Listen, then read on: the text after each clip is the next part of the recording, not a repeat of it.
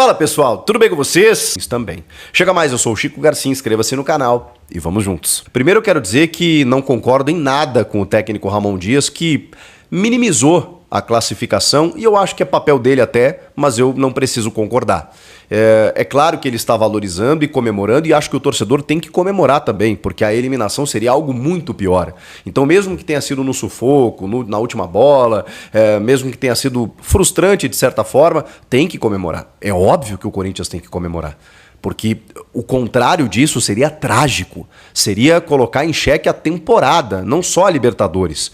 Porque você não vai para uma Sul-Americana, teria só a Copa do Brasil e o Brasileirão no segundo semestre. Terrível. E a Libertadores, imagina, depois de todo o esforço, para chegar na competição continental, você simplesmente termina ela antes de começar. Então, seria realmente muito terrível e o mais louco disso tudo é que o Corinthians correu riscos reais, riscos seríssimos de ficar pelo caminho contra um time estreante na Libertadores e vamos combinar, né? Para não usar adjetivos aqui muito negativos, até porque eles não se verificaram dentro de campo, é muito inferior tecnicamente, vamos colocar dessa maneira, mas os caras jogaram a vida.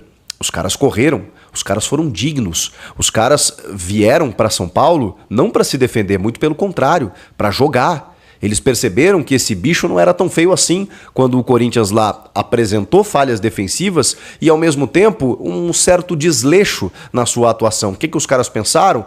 Gente, vamos jogar. Quem sabe a gente não tem nada a perder, daqui a pouco eles se complicam, se atrapalham, a gente leva a decisão para os pênaltis ou até vence o jogo. E digo mais, se fosse para os pênaltis já seria terrível, tá? Mas o Corinthians correu riscos também de perder o jogo no tempo normal.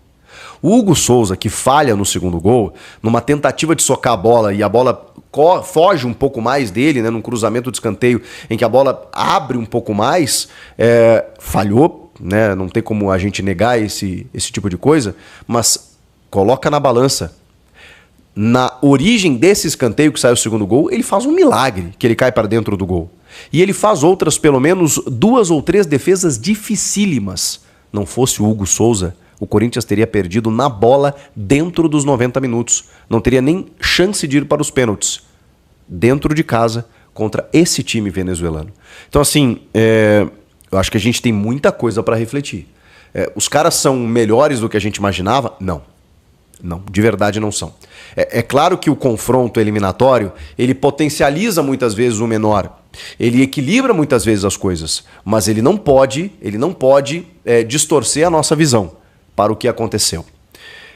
O Corinthians abre o placar muito cedo no jogo, dentro de uma escalação até conservadora, interessante na minha avaliação de um sistema que vem funcionando, na ausência do Raniel e o Martínez abrindo o meio campo, o Breno Bidon e o Carrilho, nos vértices do losango, né, com o Garro na ponta, Memphis e Yuri, os laterais, não tem muito para onde correr, e a dupla de zaga também, que vem sendo titular, o João Pedro Tchoca e o André Ramalho, o Mateuzinho e o Bidu nas laterais. O Bidu, né, na verdade, uma mudança porque imaginava o Ramon que o time fosse atacar muito mais e por isso o Matheus Bidu.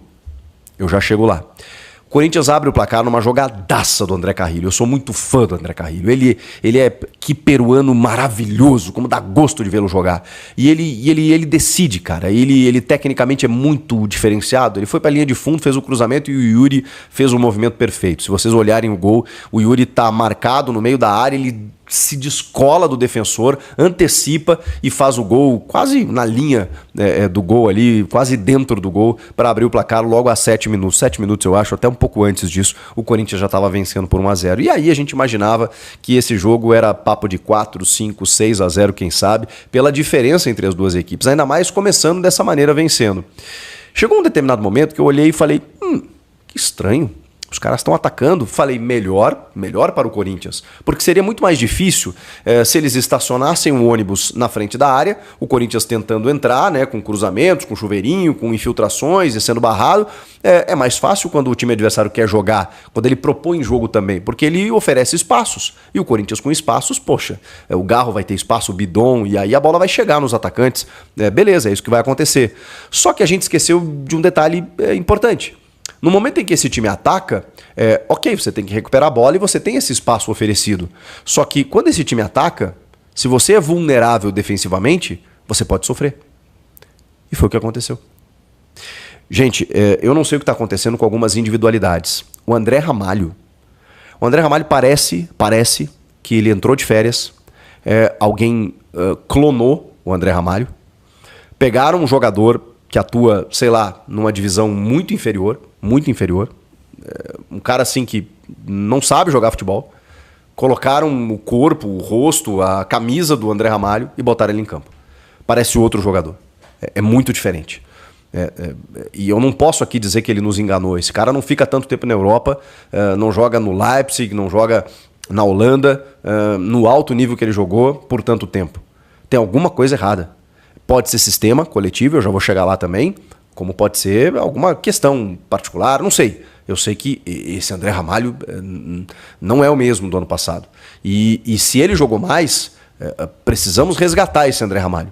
Porque aquele André Ramalho é titular absoluto do Corinthians. Esse que está jogando, ele vai dar um bote. Ele erra um bote, inclusive. Ele está mais avançado numa linha alta e aí desguarnece a defesa. A bola sobra para um jogador que faz uma inversão. Quando ele faz essa inversão, o André já está fora da área. Existe uma cobertura que é mal feita do João Pedro Tchoca. E o Bidu ele fica sozinho com 2 jogadores. Aí o Bidu o que faz? Ele descola esse primeiro e vai no jogador do cruzamento. O jogador do cruzamento, ele recebe a bola e não tem nenhuma dificuldade para fazer o cruzamento. Ou seja, o Bidu não consegue fazer a marcação. O Tchoca, ao invés de acompanhar um cara que está entrando dentro da área, ele vem para cobrir esse segundo do Bidu. Então, esse cara que vai fazer o cruzamento, ele tá livre, mas o Tchoca, ao invés de acompanhar o cara, que é o Juan Cuesta, né, que tá entrando, ele simplesmente diminui para esse cara do lado do Bidu, que não fez o menor sentido. E o André Ramalho tá lá no meio do caminho, não chega a tempo. O Cuesta entra livre para fazer o gol. Sim, o Corinthians tomaria ali o seu segundo gol desse time venezuelano. Já tomou um gol lá no jogo de ida, toma um segundo no primeiro tempo, dando um balde de água fria, do tipo assim, peraí, o Corinthians era para uma goleada, empatar o jogo, com esse resultado vai para pênaltis. Não, mas o Corinthians vai ganhar.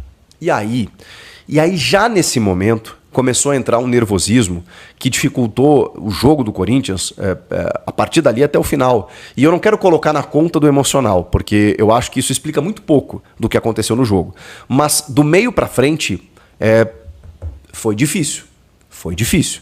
Porque aí eu não vi, como muitos viram, uma dificuldade do Garro e do Memphis. Esses 2 jogadores estão sendo muito cobrados. Eu vou dizer um negócio para vocês, tá? A jogada do segundo gol é dos 2. O Garro... Fala, Fiel. Fala, sou corintiano. Bom dia, boa tarde, boa noite, meus amigos. Tudo bem com vocês? Muito bem-vindo aí ao canal Alerta Pontos Oficial, viu? Mais um vídeo aí de corte retirado do canal do Chico PC. Beleza? Confirmando aí, trazendo as principais notícias do jogo de ontem, do Coringão aí diante da Universidade. Beleza? Desculpa aí mais uma vez pelo meu áudio. Se você é novo aqui no canal, vou te explicar. Eu tava com o microfone já tava um pouco velho, ele acabou quebrando, tá? Aí eu já pedi um novo pela internet, só que deu um problema na logística. E eu ainda tô esperando ele chegar, infelizmente. Tá bom? E é isso. Vou opinar um pouco agora sobre o vídeo, sobre o jogo de ontem. O Corinthians ontem, na minha opinião, também foi pego de surpresa, eu não esperava. Eu não esperava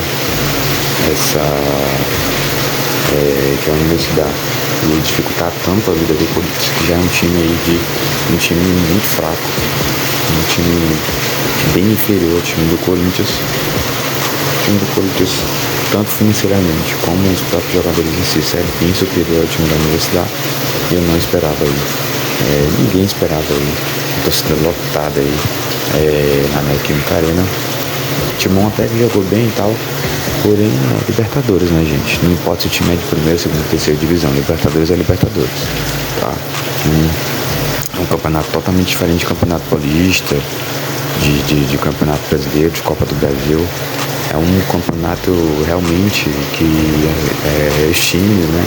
Os gestores do time sabem que é um campeonato fortíssimo, muito concorrido, mesmo sendo o time sendo inferior. eles são treinados, são moldados aí para jogar praticamente aí todos os jogos fortes, mesmo com os times melhores, mais fortes que os deles. Então e o Timão ganhou na raça, deu pra ver. E o Corinthians ganhou na raça no último minuto aí, o goleiro aberto, na minha opinião foi na sorte. Tá? Na minha opinião foi na sorte o gol dele, mas graças a Deus isso é Corinthians. Se não for assim, não é Corinthians, né? Então é isso, meu forte abraço a todos, até o próximo vídeo, vai Corinthians.